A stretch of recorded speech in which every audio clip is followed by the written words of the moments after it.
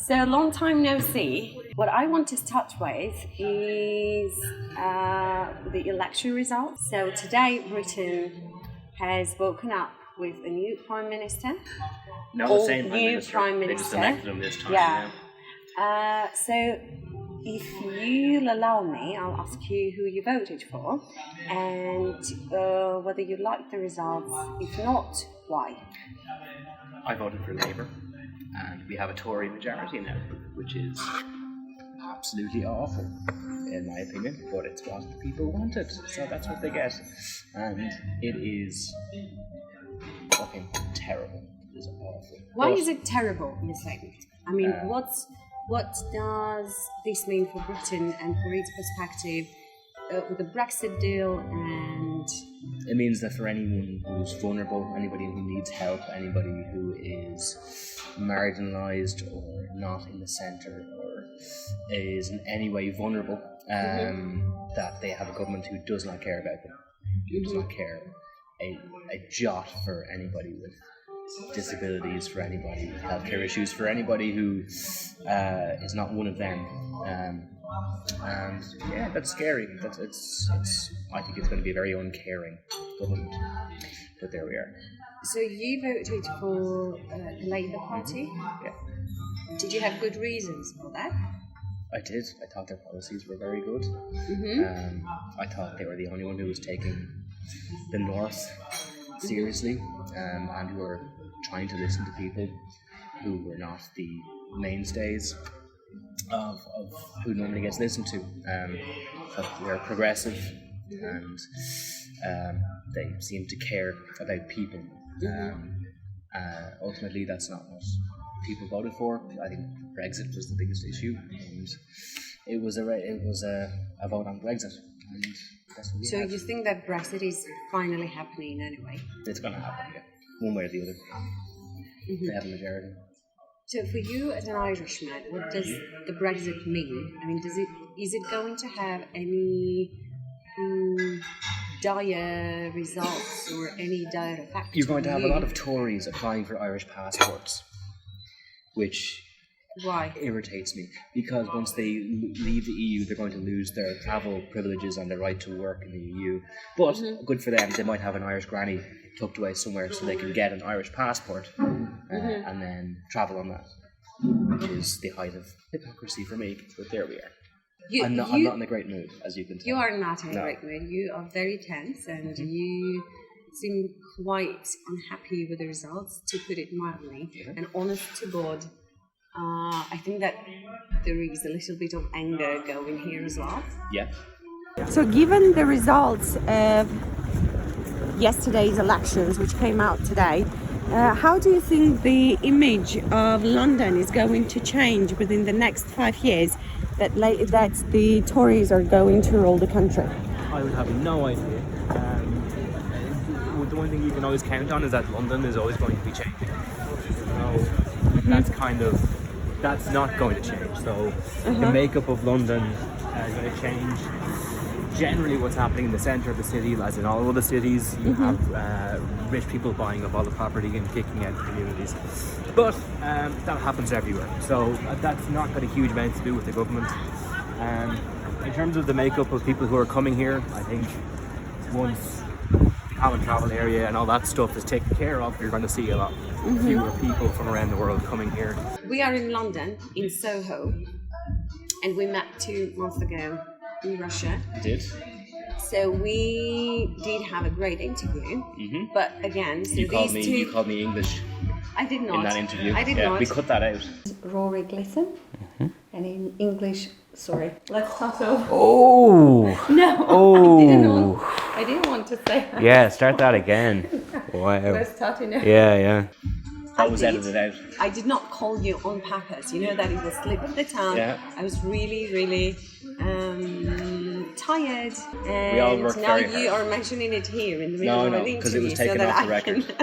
It was taken off the record because I just want everyone to know we wanted to. she makes mistakes. I do make mistakes. I'm human, so I'm we all are. human after all. They're going to Quoting cut this out. I'm not going to cut this out. We'll see. Okay, go on. Excuse Okay. me. Now I lost the track of my thought. Okay, so let's talk about something nice in your life. You had your play staged in Dublin. Congratulations on Thank you very much. And I know that it was highly critically acclaimed. Yeah. Congratulations on Thank that you too. very much. You have all the reasons to be proud of yourself. But I have several questions, so I want you to bit by bit uncover what the process is like. So there is this pre-production, then there are previews, and there is the opening night with the performances going.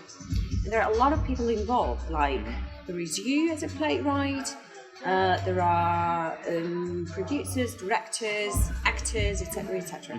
So how did you find ways to work with them, and how did you come to terms with their vision of your play? And as a spin-off question, did you finally manage to see eye to eye with your with the director, and with the way it was it came out eventually? So for the most part, as a writer, what you're doing when you're coming into the room, especially for rehearsals and for development and stuff, you're looking at the script, you're looking at what's working in the room. There are production meetings and there's meetings with everybody involved. And as a writer, you can be involved in those if you want, or you can kind of keep outside of those and say, I just want to focus on what's happening in the room. Or, I would come and go for a lot of stuff. I got on very well with the director. So let's remind everyone the title of the play. I wrote a play called Blood in the Dirt, which Blood in premiered the Dirt. in Dublin in a new theatre. And we had a pretty short run, so we had a rehearsal of about 3 weeks. Previews, we had 6 previews, I think, over 5 days. Can then you decipher what a preview is? Because, I think that a lot of people might not know what that means. Okay, a preview would be the equivalent of a pub or a restaurant having a soft launch. So basically they trial it, so usually they sell performances, tickets to the performance of the show, as they would on a regular night, but they're cheaper, and they happen before opening night, with the understanding that when you buy tickets to it, you are buying tickets to a play that is still being worked on. And is basically, it's a trial run. You have a few trial runs before the opening night, so press don't come to the previews, and people who go usually know that what they're going for is a rough, it's still subject to changes. Work in progress, and you're just seeing how it stands up in front of an audience and seeing what works, what doesn't work, what can be improved, and to give you ideas for what to do next. Yeah, did a lot of improvements take place after the previews of your play? We went in pretty good shape. We had the play on its feet. We had a good dress. We had a good dress rehearsal, and then there's just the previews. It's judging what stuff can be tweaked and what stuff needs to be addressed a little bit more fully. We had some good previews, but there were stuff that changed. But you have a limited amount of time even then to change things around. So it's mostly about just trying to tighten everything up. And if things are going to go wrong, you hope they go wrong in the preview. So if something doesn't work, if the set is wobbly, if whatever it is, everything is just trying to fix all the bugs in the system, so it's ready for opening. So Blood in the Dirt is said to be based on a true story. To what extent is it based on a true story, and is there a place to your imagination? The Donnellys, which were this Irish family who moved to Ontario in 1840s, in Ontario, Canada, in the 1840s, and basically this guy called Jim Donnelly had 7 sons, and then settled on land that wasn't his. So he started to squat on land, but then he cleared all the land and he made it fit to live on and fit to farm. And then they tried to evict him. Did it belong to Canadian government? If they were squatters, then someone. It was owned by another man who wasn't using it, who had basically staked his claim on it, said, okay, this land belongs to me, but then wasn't doing anything with it and was living far away. And then he then sold it on to another guy who then arrived and wanted to work on it, and it started off this big issue where the Donnellys then started to fight, that they were targeted by the locals, and basically they had violent confrontations with the locals in this town in Ontario over 30 years. until eventually it all got too much, and then the locals all got together in a big band and went to their home and murdered all of them in their beds. Murdered all the entire family? Most of it, yeah. Everyone they could find. And a few people escaped. And then all the townspeople, they were brought to trial and they were found not guilty. Because the jury thought that maybe they had it coming, this Irish family. So that's sort of what it's based on. So I took that as a kind of a legend, and I wrote a whole backstory of that, and then basically set it in the modern day of the plays about this a farmer in Tipperary called Francis Donnelly, who I imagined as the ancestor of his family from Canada, who was about to get evicted from his land, and some men try and come and take him from his land, and he has a violent incident with them, and then so he starts to tell himself the story of his ancestors, to try and process what's going to happen next, and whether or not he should confront the next wave of people who are going to try and take him from his land. So, if I get it straight, there is only one main actor. It's a one-man show. It's a one-man show, so there is only one actor involved. Yeah. So how does that work? Isn't there a risk of the audience getting tired and because there is not that much action going on stage? Yeah, it's like the biggest challenge for a one-man show is the audience getting bored or getting restless, or the first thing about it is the length. It has to be short. It has to be, because no matter who you are, does it run? it's an hour. We have like 59 minutes. I mean, we were thinking an hour and 10 at the top. At the longest it was going to be an hour and 10, and we got it down, because no matter how good it is, an audience can only stay focused on one person, one thing happening for so long. So every bit of advice I had about this was keep it short, keep it snappy, find ways to keep the audience engaged in it.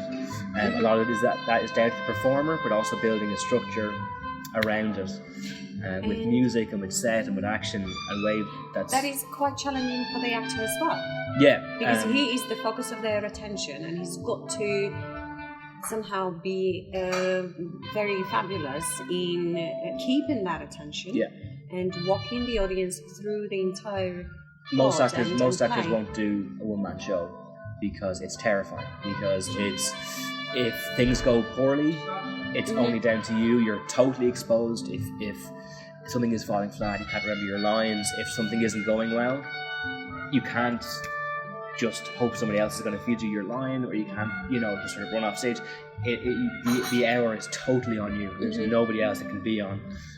On the reverse side of that, if you're good, which our guy Lorcan Cranich, the actor, is fantastic. That they're all looking at you, and you get to hold the audience in your hands this way, and you get to really show what you're capable of. So it's a massive. It can be a massive showcase of your talents as an actor, and a massive artistic thing to do. But at the same time, it's very, very scary, because it is scary. It can be scary. Involved in that. Did you have a say in casting the actor? Or it's not your job to do? Not really my job to do. Whose job is that? The directors? The director and the producer will kind of between them sort of have people in mind and look at the top of the list. Do you get to approve their choice? No, I trusted them enough that they said we have Lorcan here. Are you happy with the acting? Lorcan Cranich is a fantastic actor. Can you say his name again? Lorcan Cranich. He's a fantastic Irish actor. He's playing an Irish man. He's in an Irish production. He is an Irish actor. Yeah. Okay, so for a playwright, it's a huge scene, and it's a big deal to have your play staged. I mean, how does it feel like to see your ideas and your characters come to life on stage? Can you wrap your head around it? The only time I saw the play was the closing night. Not even the opening night? No, as in the only time I got to actually watch the play was closing, because I was there for a lot of the rehearsals, and then I was there for every preview, so 6 or 7 shows before it opened. Then I was there for opening night, and then I was there for closing night. And basically all through that you're making notes, you're looking at it with a view of is this doing what we're doing? You're working on it, so if you can't see it, it's like if you're painting a picture and You don't ever look at the picture until you think it's done. So, and usually what happens is you set everything up, and then over the course of the run, the actor will make it theirs a lot more, and the show will change according to how they're feeling and by their interaction with the audience, and usually even on a short run, which we had from opening to close, we had about 2 weeks, the play itself will change. So it was only on the last night, that the closing night, was that I said, actually, I'm going to go in and I'm not going to look at it, as something that we need to work on. Rather, I'm just going to look at it and watch this play. And it was fantastic. Yeah, it's fantastic. It's fantastic because I got to see Lorcan as well. It was totally his, and he left me with things. I walked out with things I'd taken from him and taken from the show that I hadn't expected, which is always what you want. So what is the future for the play, for the production? I think we're going to try and do another run. I think that's the hope. We're going to maybe go on tour. Are you going to rerun it in Ireland or elsewhere? Probably Ireland first. That's the producer and the director had to talk about that, and the actor. A lot of it is getting dates right, making sure everyone's very busy. But I think the intention is we're going to go again. So that'll be good. So we can see what new things we can get out of it. Is there anything you like about London? There's a lot of things I like about it. What specifically? I love walking around London specifically. I think it's a huge city, very, very old, with a lot of very different streets. The architecture changes, the people change, everything is a mishmash of very weird different styles and cultures and all kinds of stuff. So I love walking around London. I used to live in Toronto, which is a great system, which is north, south, and east, west. A lot colder than London. A lot colder, but it's just you run out of places to walk because it's the same road, it's the same way there every time. There's so many different parts of the city and so many different ways of getting there and linking up to different places. So mostly if I can walk somewhere, I will. The idea of the flaneur is that you discover a city and its energy by walking it. And I ascribe to that. I like seeing the city by walking. Yeah, we are now in a mecca of theatres in London. Yeah, we're in the West End here, which is a very, very touristy part. You can see the Garrick Theatre over there, named after a famous 19th century actor. Okay, and would you like someday to see your play staged here somewhere in one of these theatres? Absolutely. It means more money. It means more people see the play. Yeah. But also way more money. Is it only a matter of money or a matter of pride, of recognition? No. Everybody wants to see their work on the biggest stage possible. Everyone wants to have as many people as possible seeing their work. This would be a very good place to do that. Also, it wouldn't hurt my bank account. Yeah. So you are now a local celebrity in London. I'm sure I am. You sure are. And so everyone is hoping that you're coming back with some more lectures. Okay. So, and we hope that we'll have that happen anyway. In the I would love to be back. It's a gorgeous place. It's a very cool people. Okay. That's nice, yeah. I wanted you to tell me, so this is the book you gave me today as a present. It's called Portrait of Britain. It has 200 photographs that capture the face of a changing nation. Yeah. Why do you think that this is a book I'm gonna like? Because I was looking for a book of fancy architecture and fancy houses and palaces and castles that I knew you would like. And as I wrote in the thing, I said I think it's actually country is its people, and that's a much better representation of Britain than its architecture. I know, and I would a lot appreciate this one rather than a book with architecture. Fantastic. And I'm so grateful for your consideration, and No problem. this is a great present. Thank you so much, Rory. You're very welcome.